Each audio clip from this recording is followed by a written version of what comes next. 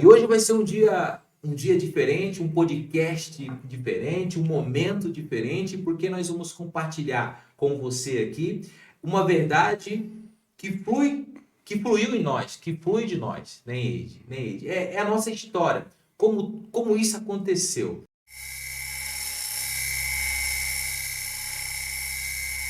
Muito bem-vindo para mais um podcast aqui da Jornada de Honra. Hoje eu tenho a honra de receber aqui o Eide, amigo, irmão, que está comigo nessa jornada já há alguns anos. Eide, seja muito bem-vindo, viu? Muito bom falar contigo. É uma honra recebê-lo aqui, tá? Eide, eu quero que você se apresente, fale um pouco de você e você já começa assim falando de como startou o seu processo na Jornada de Honra. Olá, tudo bem a todos? Bom, meu nome é um pouco mais complexo, né? Eu falo que meu pai, ele tinha uma inspiração divina quando ele colocou meu nome, não é possível, que o meu nome é Edberto, mas todo mundo me conhece por Eide, né? Conhecer o Anderson durante o processo da minha vida, eu acho que foi uma das coisas mais importantes que aconteceram, né? Eu lembro que, na época, eu falava que o ruim não era estar no fundo do poço, era continuar caindo. Que quando você continua caindo, você não sabe onde vai dar. Só que quando você está no fundo do poço, você só tem um lugar para ir, que é subir, né? E eu não tinha ainda encontrado esse lugar. Eu ainda estava descendo. Lembro que eu tinha uma loja em Juquitiba, que faliu. Eu tinha um carro que o banco tinha pego o carro por conta de dívidas, tudo, né? Minha vida estava uma bagunça. E eu caminhando ali na Armando Salles, meio que perdido mesmo, pensando várias coisas, tudo. Eis que meu telefone liga para o Anderson sozinho. Estava no meu bolso e o telefone tocou. Aí o Anderson retornou, depois de um tempo, né? O Anderson retornou, eu atendi, e ele falou, você me ligou? E eu, não. E realmente tinha uma ligação, né? Deus, quando ele quer o encontro de duas pessoas com um propósito, ele faz com que aconteça, né? E foi o que aconteceu. E o Anderson perguntou da minha vida, né, como que eu estava, e eu nunca fui de mentir. Me perguntou como eu estava, eu vou falar a verdade. Né? Eu comecei a falar como que estava a minha vida, todos os processos que eu estava passando, e ele ofereceu ajuda. Eu me lembro que quando você ofereceu ajuda, eu fiquei meio assim, que E a será? gente não se conhecia ainda, né? Não mesmo, assim, não mesmo. Eu tinha feito o Se conhecia retiro, muito pouco, né? muito Se pouco, conhecemos no retiro e no foi uma ou retiro. duas palavras, né? Você fazia uma arte ou outra pra gente, mas não Exato. tinha conexão, né? Nenhuma, né? E ali você fez a proposta e eu na hora aceitei, né? Na hora eu aceitei porque da forma como Deus havia costurado tudo, né? Naquele momento fazia muito sentido, fazia muito sentido. E foi uma das melhores coisas que aconteceram na minha vida, sem dúvida nenhuma, né? O fato de eu estar aqui hoje, a gente está compartilhando um E pouco já fazem quantos de anos? Foi vida. na pandemia, né? 2000 e Acho que tem por volta de 6 anos. 2018, 2019. 19. 2019. E é interessante, né? O Wade me faz recordar que todos os processos, os primeiros anos, a jornada vai completar 15 anos agora. Mas os primeiros anos eu pedi uma direção para Deus. E aí eu estava fazendo o processo, a jornada com um homem, e aí Deus tocou no meu coração. Eu falei, e o fulano de tal, que era o Wade? Eu falei, olha, eu não tenho falado com ele, coisa e tal, mas parece que tá bem. Beleza. Aí aquilo me incomodou. Me incomodou. E essa questão do telefone, eu recebi a ligação, olha só, a gente não tinha conexão, era uma coisa ou outra, uma ligação muito esporádica, né?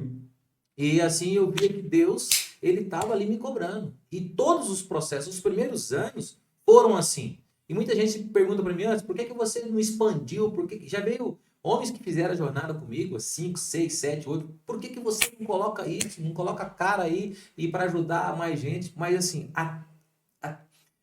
e por muitos anos, Deus ele mostrava os homens certos. É aquele que você vai contribuir. É aquele que você vai contribuir. É aquele. E o processo, eu sempre vivi o processo com os homens que fizeram a jornada. Eu ia numa imersão. Por isso que eu sempre fiz de 1 a 1, no máximo com 2. Entende? Com 2 homens. Por quê? Eu ali entrava na história, buscava a direção, E todas as ferramentas que eu utilizo no processo, elas são personalizadas. Elas vêm, eu peço a direção mesmo, e elas vêm para que, de fato, possa trazer, né, uma mudança, uma clareza, né, para o homem que está fazendo a jornada. Antes é engraçado, né? A gente como homem, a gente tem um medo, né? A gente enfrenta muitas coisas silenciosamente. A gente tem medo de se expor. Eu acho que o que mais fez com que o processo desse certo na minha vida foi a questão de quebrar esse medo de falar, né? De quando fala das nossas fragilidades, né? Poxa, eu tô falando da minha fragilidade. Como que eu posso me abrir desse jeito para uma pessoa? Não, eu quero ter essa armadura, né? Lembro que um dos livros do processo que mais fez diferença na minha vida foi o Dentro da Armadura. Foi perfeito, porque a gente se reveste da nossa armadura. A gente acha que a nossa vida a gente tem que estar sempre pronto para guerrear.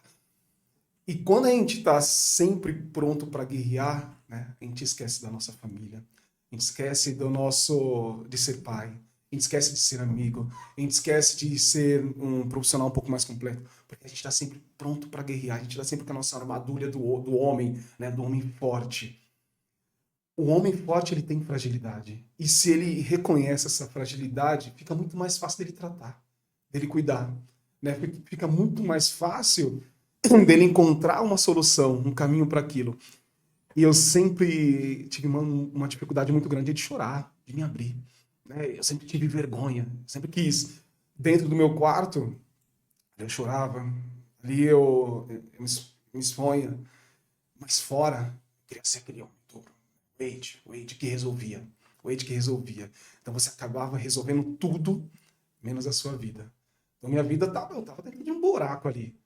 Mas pro pessoal de fora, né, foi até legal o ponto que você abordou. Você falou, eu acho que ele tá bem, o Jorge falando, o outro homem falando. Eu acho que ele tá bem. Porque era a imagem que eu queria transparecer. Não, ele tá bem, tá perfeito, mas tudo tava errado. Tudo tava no buraco. E eu ali, não, tô bem, aquela conversa de carioca, né? E como que você tá? Não, tô bem, tá tudo maravilhoso. Mas por dentro eu sempre falo, poxa, será que essa não era a oportunidade de eu conversar, de eu me abrir um pouquinho, né? De eu trocar, de ter essa troca de vida? Porque eu acho que isso faz uma diferença muito grande na nossa vida como homens, né? A gente, no início aqui do podcast, nós estávamos falando de mesa. E eu acho que essa questão de se abrir tem muito a ver com isso também. É claro que você não vai se expor para qualquer pessoa, mas tem muita gente que tem muito a lhe doar, né? Tem muito a te oferecer, né? Tem uma base muito boa. Então, quando você encontra essas pessoas no seu caminho, você não pode perder a oportunidade, porque a oportunidade é única. E qual foi o maior impacto sobre tudo que você estava vivendo, Uhum. né? Você identificou a causa de todos os efeitos positivos e negativos que você estava vivendo. Qual foi o maior impacto no processo da jornada? Aquilo que aconteceu, entendo que foram em várias áreas, vários impactos. Qual foi o maior impacto? Falei assim, olha, o maior impacto que aconteceu foi esse aqui, ó. O resultado que eu tive na minha vida foi esse. Antes eu sempre fui. Eu lembro que naquele período, eu.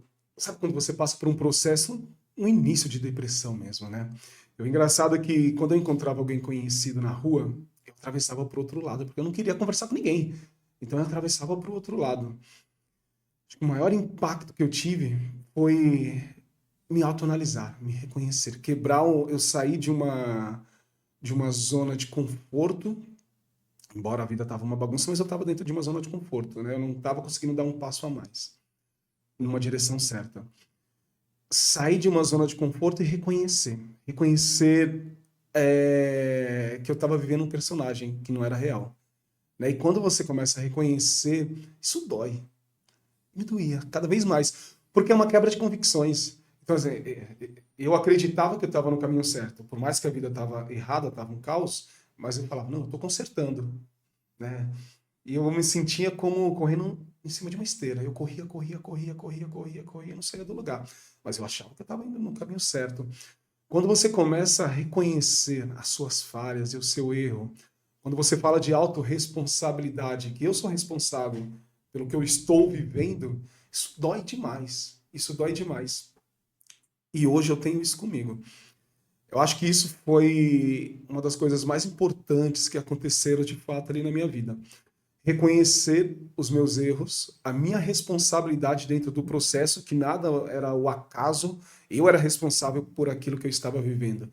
Então, se a loja faliu, se o carro eu tinha perdido, se eu estava num processo de separação, se os meus filhos eu não estava conseguindo ser um bom pai para eles, eu não tinha que terceirizar essa culpa. Em algum momento você, Era minha. você entendeu que tinha a possibilidade, um vestígio de um orgulho aí que também não permitia que você enxergasse isso de uma maneira mais realista? Em tudo, em tudo. O orgulho sempre esteve presente.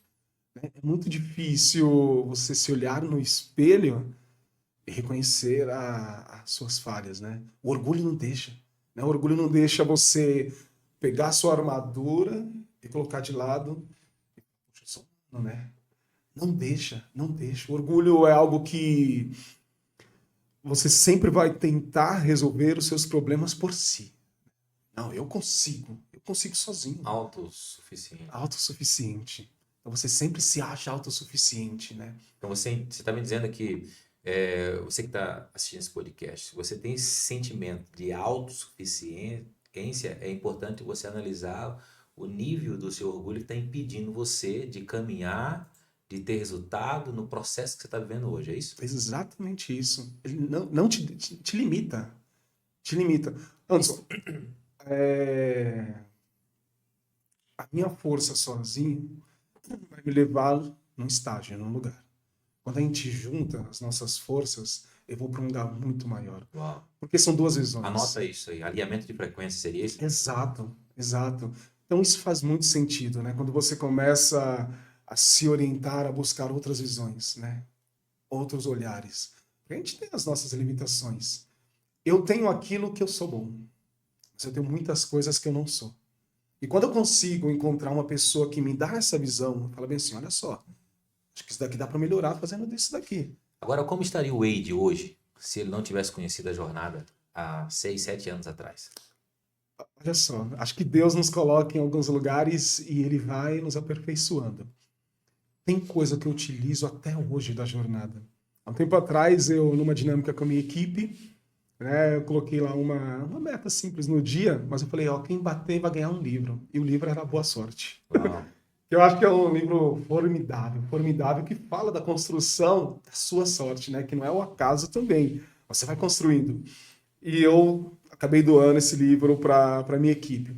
E uma outra ferramenta, claro que eu adaptei para o mercado imobiliário, que é o mercado que eu atuo hoje, né? Eu criei o radar do desenvolvimento, que tem a ver com alguns KPIs que o corretor ele precisa ter. Então ele vai se autoanalisar dentro daqueles KPIs, dentro daqueles direcionamentos, e ele vai se dando uma nota. Ele vai vendo aonde que ele precisa melhorar, aonde que ele precisa aperfeiçoar. E tudo isso eu tirei da jornada, né? Hoje o meu posicionamento dentro do mercado, hoje o meu posicionamento como pai, hoje o meu posicionamento como amigo, como família, tem muito a ver com a jornada. Todo começo de ano eu faço uma análise da minha vida. Então eu faço uma análise na minha vida familiar, na vida profissional, na minha vida financeira, em todos os aspectos da minha vida. Me dou uma nota, eu crio uma estratégia, né? Eu crio ali um planejamento para estar aumentando em cada um daqueles fatos, em cada um daqueles fatores, que também veio da jornada. Uau. Então, assim, 6 anos, mas ela é presente todos os dias da minha vida ainda. Todos os dias. Então, eu alinhei, né, esse planejamento com o meu Google Agenda e eu sou notificado a cada hora, a cada 2 horas de algo que eu tenho que fazer, de algo que eu tenho que realizar. Então, para minha vida, para minha saúde, né, eu preciso beber água. Então, sou notificado toda manhã que eu preciso encher a minha garrafinha, algo simples, né? Sou notificado que eu preciso falar com minha mãe por telefone pelo menos uma vez na semana, né? Preciso mandar uma mensagem para ela todos os dias perguntando como que ela tá. Por mais que muitas vezes a gente quer que o resultado maior aconteça de coisas grandes, né? A gente tem essa expectativa mesmo de que algo enorme vai acontecer, mas é uma construção. Então, quando eu falo de relacionamento familiar com minha mãe, ela é construída através de uma mensagem diária, né? Ele vai E como era aproximando, antes aproximando. o relacionamento com seus pais, irmãos, antes da jornada? E aí eu gostaria que você, assim, fechasse respondendo Uhum. a sua visão de como estaria a vida do Wade hoje se ele, de fato, não estivesse entrado, participado, tivesse tomado a decisão, né? Tivesse aí declinado o orgulho, se vencido e tivesse dado, não tivesse dado o sim para entrar na jornada. Como que você se via hoje? Bom, referente a como que era, né, o relacionamento com minha família, com meus irmãos, uma vez eu ouvi que nota de R$ 100 é uma nota de muito valor, né? Só que ela só é valor quando ela está na nossa mão. Porque quando ela não está na nossa mão, ela não tem valor algum. Então, às vezes, você tem um valor muito grande, né? E eu reconheço que eu tenho um valor. Mas se eu não era presente na vida de ninguém, esse valor era substituído por 10 notas de R$ 10, por 100 notas de R$ 1. E o meu valor não era nada, não significava nada na vida daquela pessoa. Então, quando eu não estava presente na vida dos meus familiares, as coisas se tornavam vazias, né? Então, por mais que eu amava e amo muito a minha mãe, ela é o meu maior exemplo de vida, assim, de longe. Minhas irmãs, a mesma coisa. Só que quando eu não estava presente na vida deles, não representava nada, né? E esse processo de reconhecimento, de quebra de orgulho, né? Ele também se deu aí. Quando eu reconheço que, poxa, eu tô fugindo desse problema aqui, que é da minha família, e eu tenho que estar presente. Suas raízes. São minhas raízes. Tô fugindo desse problema aqui. Né? Eu falo de orgulho da minha mãe, eu falo que minha mãe é a pessoa mais especial da vida, mas quando eu olho a minha representatividade dentro da vida dela, eu tô cada vez mais longe, cada vez mais afastado. Então isso se torna só um discurso bonito, mas na prática não se dá. Né? Então a jornada me fez reconhecer isso e se fazer presente. Falar, opa, eu tenho que estar presente. Não tem que ser só um discurso bonito. Né? Eu tenho que estar presente. E o Wade, se não tivesse passado pela jornada, por tudo que eu passei, por todo o conhecimento, por toda a base que a jornada me deu, antes, eu, sinceramente, estaria perdido. Né? Eu acho que até hoje eu estaria caindo ainda, não teria encontrado o fundo do poço. Na época eu tinha vontade de sair andando por aí, abandonar tudo. Sair andando como um andarilho. Essa era a minha vontade. Né? Sair como um andarilho e de uma cidade para outra e sumir. Porque sabe do que eu estava correndo? Das minhas responsabilidades. Esse era meu medo, de assumir. Quando eu me vi tendo que, em muitas das nossas conversas, né, falando de responsabilidade, de assumir o controle da vida, o protagonismo da vida, e não ser só um coadjuvante dentro da sua própria vida, aí eu comecei a entender. Eu comecei a entender e essa ficha ela foi caindo aos poucos. Recebendo o comando do próprio orgulho. Exato, exato. Então provavelmente eu estaria por aí ainda caindo, andando por aí, perdido, e sem algo que acho que hoje é de grande valor, que é o propósito. Né? Eu não cheguei ainda onde eu quero estar, mas eu estou caminhando. Né? Hoje eu sei do meu propósito, hoje eu reconheço, hoje eu sei para onde eu devo ir. Hoje eu consigo enxergar com um pouco mais de clareza tudo isso. Eu consigo enxergar o trabalhar de Deus na minha vida com muito mais clareza. Né? O direcionamento dele, de, ó, é esse o caminho, é esse o lado, é isso daqui. Hoje eu consigo ouvir muito mais a voz dele. E eu escutava só ruídos, né? Só ruídos, só ruídos. E quando você escuta só ruídos, né, a voz do pastor ela vai ficando cada vez mais distante, distante, distante. Aí é onde entra o desespero, né? Onde entra a falta de visão. Quando eu começo a ouvir novamente a voz do pastor, quando eu começo a ouvir novamente a voz de Deus, mas não só ouvir, mas ouvir com clareza, as coisas começam a ficar mais nítidas. Eu começo a olhar a direção, o direcionamento dele. É esse lado, é esse o caminho, é isso daqui, ó, o projeto é isso daqui. Confia, mas tá estranho. Confia. Uau. Confia no processo. Você falando me fez lembrar, né? Eu sempre digo que o homem ele precisa ativar as suas competências naturais. Ou seja, fazendo isso, ele acessa as potências da nossa alma. E segundo estudos muito sérios, que eu estou fazendo, já venho fazendo por um tempo e me aprofundando, fala que o homem primitivo, o homem, antes de estar na caverna, ele morava em árvores. E o homem precisou entender o propósito dele, ele naquela mesmo inconsciente, entender o propósito, entender que ele ia ter que ter disciplina e tomar uma decisão para viver isso. Porque ele gerou a consciência de que o homem, ele não conseguiria criar uma prole, uma família, em cima de uma árvore. Ele precisou descer, aquilo que você falou, sair da zona de conforto.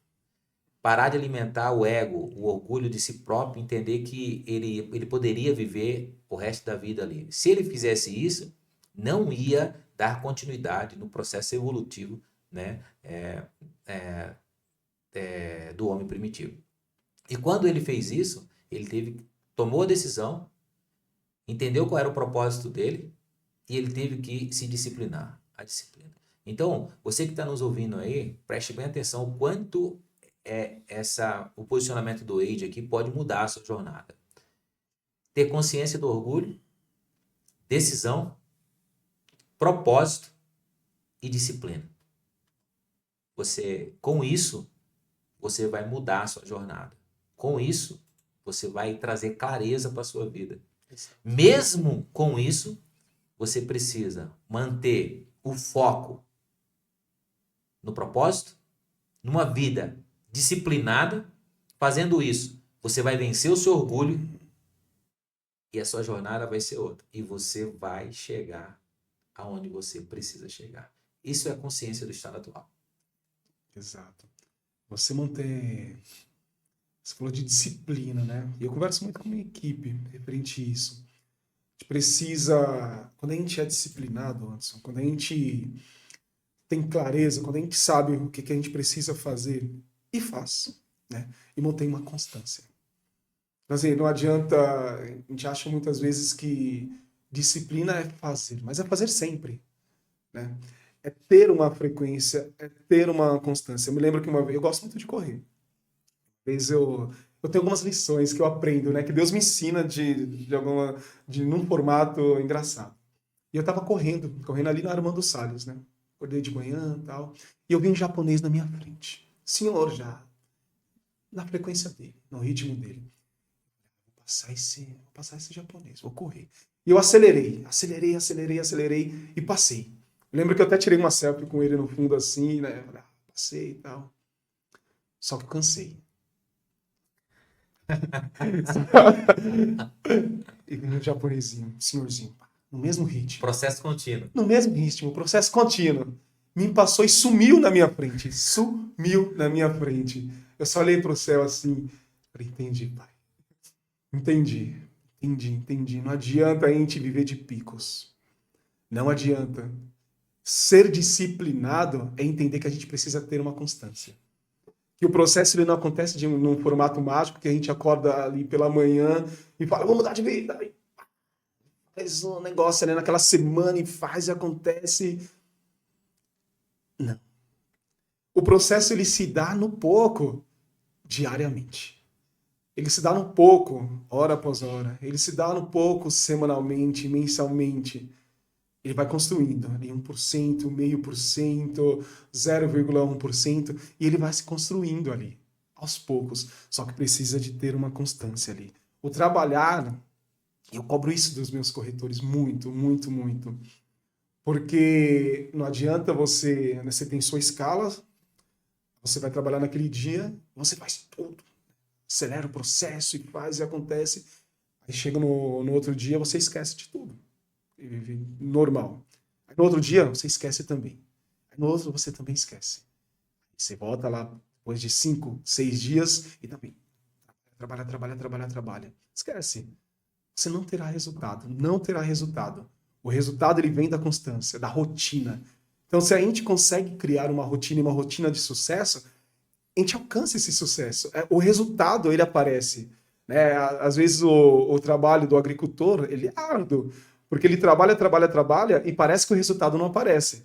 Né? Porque ele começa a semear, ele começa a arar a terra, ele começa a molhar a terra, só que ela vai se enraizando. E enraizar é para baixo. Só que é aquilo que traz sustentação e é aquilo que traz força. Ele só consegue ver o resultado de fato quando a árvore aparece. Só que o processo já está acontecendo, ó, durante muito tempo. Ou seja, a floresta cresce no silêncio. Exato, exato, exato. E o trabalhar também tem que vir também de um modo no silêncio também, sabe? Às vezes a gente quer muito barulho. A gente quer... Não, não, não. O trabalhar do agricultor, ele é muito mais ali na crença, na fé de que aquilo vai brotar, de que aquilo vai dar fruto, de que aquela árvore vai crescer, né? De que o negócio vai acontecer e que já está acontecendo, né?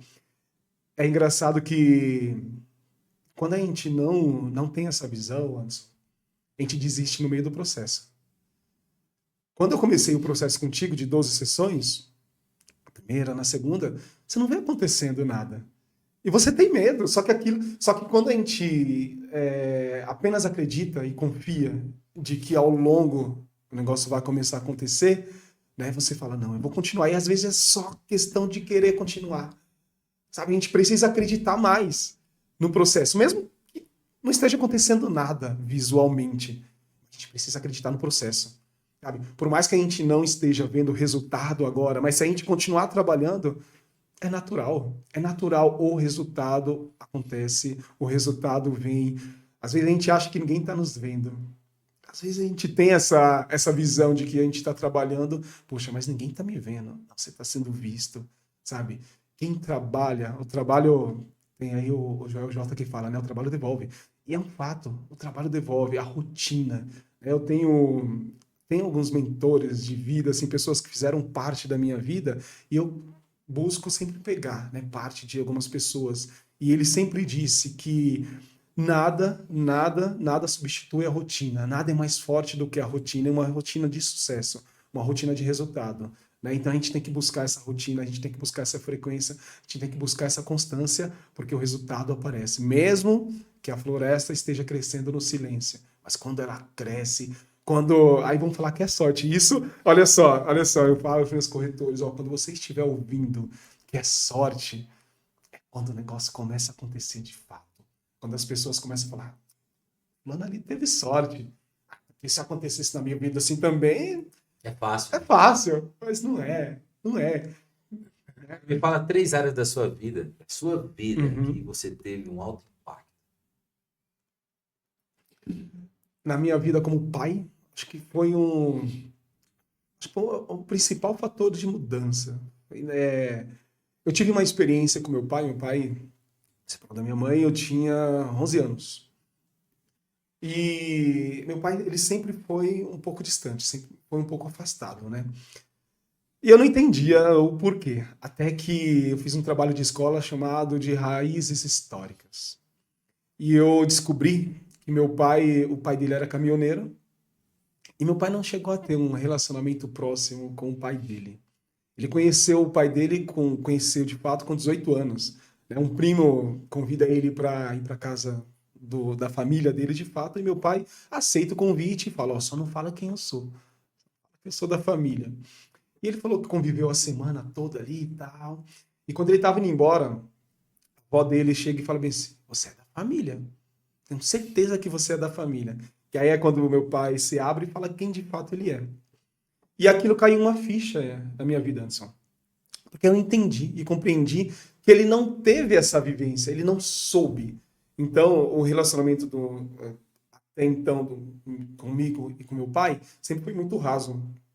Então, sempre foi um relacionamento de bom dia, boa tarde, e aí como tá, mas nunca foi aprofundado, né, no diálogo. E eu aprendi com isso que eu tinha que ser diferente nesse aspecto. Né? Então, durante o processo da jornada, eu compreendi que eu precisava aprofundar os meus laços com os meus filhos. Não adianta só ser um pai raso que vivencia só o aprendizado e a disciplina. Né? Eu preciso ensinar e disciplinar. Ensinar e disciplinar. Eu tenho que estar disposto a aprender também com os meus filhos a ser melhor pai. Então, hoje eu tenho algumas dinâmicas com eles, né? A gente criou o Papo Pai, que é durante uma vez na semana a gente se reúne. Papo Pai? Papo Pai. Vamos gravar um podcast falando Papai. do Papo Pai. Topa? Ah, claro, será uma honra. E a gente pega um tema, né? Igual, vamos falar de redes sociais. A gente pega, e aí, como que Eles você estão com quantos faz? anos hoje? 13, 10, 5 e 3. Então, assim, a gente, principalmente os mais velhos, né, durante o Papo Pai, então a gente começa a debater alguns assuntos, a gente conversa, a gente traz, eu pego sempre um vídeo da internet, do YouTube, então a gente dá início com um vídeo, mas eu tento fugir do maçante. Então, pega um trecho de stand-up, pega um videozinho engraçado, pega uma trend do momento ali, e a gente trabalha em cima daquilo, né? A gente vai dialogando, vai conversando. Então, tem uma dinâmica de leitura com eles, né? Eu falo, ó, Anota isso, moço. isso é Super essencial, dica. isso é essencial. Meus filhos, eles não tinham o hábito de ler. Eu preciso estimular isso, né? Meus filhos, eles gostam, como todo filho, gosta de pesada, de dinheiro. Né? Eu falei, ó, vamos fazer o seguinte, a cada livro que vocês lerem, eu dou R$ 20 para vocês. E vocês escolhem o livro. Claro que eu tenho que validar o livro. Então não adianta você pegar um gibi, pegar um livro só de... E eles foram tomando gosto pela leitura. Então hoje minha filha já me manda, pai, eu quero esse livro aqui. Ó, eu quero esse. O primeiro livro que ela leu, né, era um livro grosso. Eu falei, filha, você tem certeza? Aí gostei, né? Eu levei eles na livraria lá na Paulista, porque eu queria levar numa livraria diferente. Falei, eu não quero pegar uma livraria de shopping Vou pequenininha que comprar não pela tenha internet. ou comprar pela internet. Eu quero que eles tenham a experiência de folhear, de olhar, Tomar um de café, né? tomar. Tem que ser uma experiência, não pode ser de qualquer jeito. Tem que ser muito bem programado, tem que encantar. Porque se não encantar, não vai dar certo, né? Eu levei. E na livraria, é legal que os vendedores de livraria, eles têm um conhecimento muito grande, eles sabem onde tem o livro. E eles têm uma leitura muito grande do perfil das pessoas. Então eles começam a perguntar, a analisar, e eles vão no certo. Aí, no primeiro dia, né, eu tive a sorte de pegar uma vendedora muito boa. E ela começou ali a perguntar para minha filha, para o meu filho e tal. E, assim, a sugestão que ela deu foi certeira. Foi certeira, certeira, certeira. E eles amaram. Aí começou esse processo. Então, assim, eu busco esse alinhamento, esse crescimento, dar risada. Então, a gente tem uma dinâmica de sair, de se divertir. Isso é muito legal. E são 4 pessoas diferentes, são 4 filhos diferentes. E tem que ter também o trabalho individual. Então, assim, além do trabalho em conjunto, da brincadeira em conjunto, eu preciso ter o meu diálogo com a minha filha. Eu preciso ter o diálogo com o meu filho, eu preciso entender. Porque Quantos são. anos tem sua filha? Minha filha tem 13. E eu falo que minha filha é meu braço direito, Sabe assim. o que eu fiz ontem? Eu tenho muito orgulho Deixa eu dela. compartilhar com você. Eu tenho uma filha. Ontem eu saí do meu trabalho, Uhum. comprei um buquê de flor para ela. Eita, que legal. Aí eu dei um buquê lindo para ela, né? Eu ouvi de uma pessoa muito inteligente. Eu venho fazendo, eu saio com meus filhos também, né? Vivo esse processo com Uhum. eles e a gente retorna agora. Eu tenho uma saída, eles escolhem o lugar que quer comer, que a gente passa Bom. ali, conversa, etc. Eu vejo que esse é um momento que eles se sentem especiais, acolhido, amado, segurança, e você marca território como pai. Então foi assim, eu tive uma experiência ontem com a minha filha, fora da curva. Peguei um buquê lindo para ela, peguei para ela, beijei ela, olhei para ela, falei, ó, Sensacional. papai te ama muito, você é muito inteligente, você é muito importante para mim. Né? Eu vejo que isso fortalece os laços, pai, Muito. mãe, fortalece o seu posicionamento como homem, e aí ela te começa a observar como referência de homem. Ou seja, consciente e inconsciente você vai subir na régua. Uhum. Então, fazendo isso, muitas coisas você vai até deixar de falar, porque na prática ela vai, começa a entender de Aham. fato. Aí depois do momento eu falei, você lembra daquele dia? Olhei para ela e falei, papai quer te pedir perdão pra você. Sim, Então, eu vejo que que massa. eu busco viver, né, a Uhum. jornada todos os dias. E quando eu peço, ó, eu quero que você compartilhe 3 áreas, 3 pilares. E quando você fala, geralmente é a família. E você que está nos ouvindo precisa entender que aqui na rede compartilhando, todo tempo, família, família, família, família. Relacionamento familiar é a base para que você possa ter clareza no seu propósito, clareza na sua busca em Deus, clareza nas suas metas e objetivos, clareza nos seus outros relacionamentos. Se você, hoje, não tem uma convivência com seus pais ou com seus irmãos, um, um relacionamento bom, eu sugiro que você, né, vá em busca de restaurar, de reativar isso, de buscar estímulo para que você acesse e ative essa essência familiar, porque é o berço, é a matriz que vai te dar força, que vai dar sentido para a sua vida, que vai dar propósito, que vai te dar motivo e sentido para que você possa de fato se tornar um homem disciplinado, né? E agora, para complementar, a gente já indo para a nossa reta final aqui, que está muito bom esse papo, senão vamos ficar Muito amanhã bom, todo é verdade. aqui. O quanto buscar a Deus, a sua saúde emocional e a sua saúde física, depois do processo, a consciência. Uhum. Mesmo que você... Eu sempre digo que esses 3 pilares, eles são ultra independentes.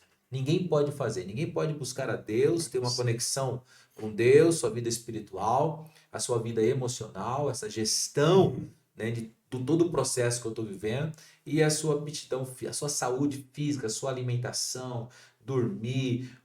O quanto isso impactou no processo, na sua vida? Acho que são 3 pilares aí de grande importância. Primeiro, falar de Deus, né? Eu escutei muito de que muitas vezes a gente fala de Deus, mas a gente fala pouco com Deus. Uau, anota isso. Pouco com Deus.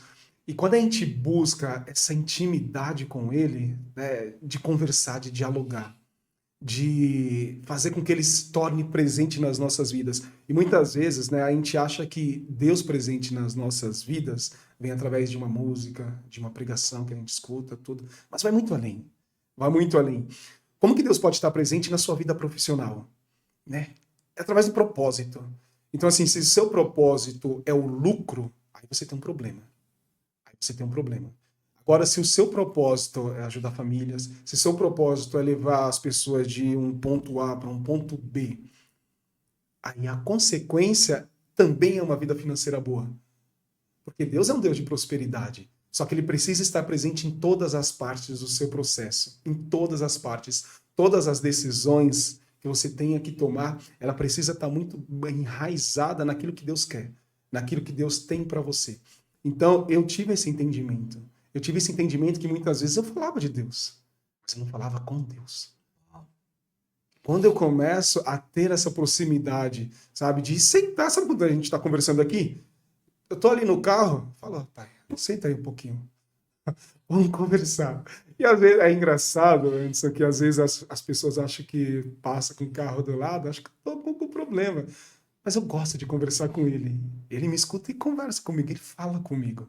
Né? Então eu tô conversando e ele falou, poxa, pai, eu não entendi isso. E eu falo mesmo, eu sou sincero. Eu falo, pai, eu não entendi esse processo. Eu não entendi. Eu sei que lá na frente o senhor vai falar bem assim, não, filho, é por conta disso, disso e disso. Perfeito, pai. Mas eu sou humano e eu queria entender. Né? Tá meio estranho. Aí ele fala, só confia. Só confia. Vai, deixa com o pai, que o pai resolve. Então, é buscar esse diálogo com Deus. Isso faz total diferença. Então, às vezes eu tô num processo um pouco complicado, eu vou, sair um pouco, eu trabalho na frente de um parque. Eu vou, sento ali um pouco no parque, né? Respiro um pouco, busco essa conexão, porque às vezes durante o dia ela se perde um pouco, é normal, né? É normal, às vezes a gente está um pouco atribulado ali no decorrer do dia e ela se perde, e a nossa humanidade aparece e aflora um pouco mais. Aí que a gente tem que fugir um pouquinho, respirar e trazer essa conexão de novo, né? Falar bem assim, não, eu sei que o senhor está tomando conta do processo, eu deixo nas suas mãos, então vamos lá, né? Vamos ver o que dá. Inteligência emocional, a vida emocional. Eu acho que esse daí era um dos principais pontos que eu precisava de uma transformação. Eu sempre fui muito frágil. Esse é o ponto. Eu lembro que um dos livros foi o Antifrágil. E quando a gente começa a debater, esse debate desse livro foi, acho que um dos pontos altos. Quando a gente começa a debater isso, eu começo a ter essa compreensão de que eu preciso me fortalecer primeiro aqui, né?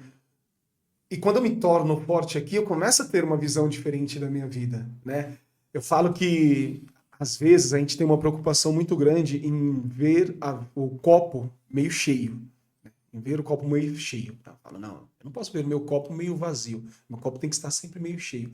E que é um erro também, né? Porque quando a gente coloca uma venda nos nossos olhos e quer ver sempre o copo meio cheio, meio cheio, meio cheio, meio cheio, a gente acaba se frustrando.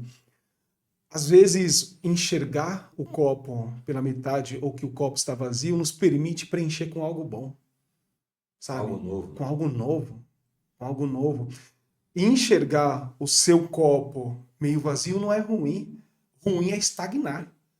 E enxergar o seu copo meio vazio e achar que ali tá bom, sabe? E eu comecei a compreender isso. Falar, poxa, eu não posso só enxergar meu copo meio vazio. 2, não há problema em ter o copo meio vazio. Só que eu não posso estagnar. Eu tenho que me fortalecer para começar a encher meu copo de coisas boas, de Deus, de família, de amigos, de compreensão, de coisas boas que vai me fortalecer. Inteligência emocional foi algo que me trouxe, acho que um dos maiores resultados da vida como um todo, da vida como um todo, porque eu sei que quando eu estou forte, eu consigo ajudar a minha família, eu consigo ajudar meu irmão, eu consigo ajudar meus filhos, eu consigo ajudar na empresa. Quando eu não estou bem, eu não consigo trazer resultado nem para mim, nem para ninguém, né? Então, acho que isso me trouxe um resultado muito bom. E na vida, na questão física, hoje eu pratico boxe, muay thai, jiu-jitsu, corro. Isso, eu falo que eu tenho um lugar de corrida semanal que tem um monte, né? Um pico assim que eu falo que é um monte onde Deus fala comigo. E é de fato, Uau. né? Se você tá com algum problema, Anderson, corra, corra, corra. Isso vai trazer uma clareza nas suas ideias. Eu adoro correr por conta disso. Sempre Deus traz um pontinho, uma novidade. Uma vez eu estava numa corrida e estava nesse monte onde Deus fala comigo, né? E tava correndo ali, pá, pá, pá. E eu cansei. Aí Deus falou bem assim: só baixa a cabeça e me escuta e continua correndo. E eu continuei correndo. E comecei a ouvir a voz: vai, lembra daquela vez lá que você venceu isso? Você lembra daquela vez que você venceu isso? Era comigo, então acredita, vai, vai. Quando eu vi, eu tava lá em cima de novo, Uau. nossa. Eu falei, caramba, pai, o senhor é muito bom. O senhor é muito bom. Eu tenho com esse relacionamento com Deus como um técnico mesmo, né? Esse técnico que tá sempre no meu ouvido falando: vai parar por quê? Vamos! Acelera! Vamos, você consegue! Meu filho, lembra daquela vez lá, ó? Tava contigo! E comigo é chutar. Nossa, quer ver? Deus fala muito comigo quando eu tô chutando. Saco de pancada, eu Ele fala contigo. fala É comigo. muito bom. Assim, e você falando, é importante a gente descobrir como e onde, né? As mulheres falam que Deus fala com você. Aham. E aí você já vai para escutar. Fala que eu quero escutar. E aí, além de escutar, ele te faz recordar de que ele é Faz recordar. Deus, de que ele é Pai, de que ele é seu treinador e que ele já conduziu você a grandes vitórias. Mas aí, para ir canalizando, encerrando, eu quero que você deixe uma frase aqui para nós e deixa uma sugestão para que os homens, motivo pelo qual você sugere que eles participem de uma jornada Legal. de honra. Bom, frase, tem uma frase que tem até, na verdade, no meu WhatsApp, né?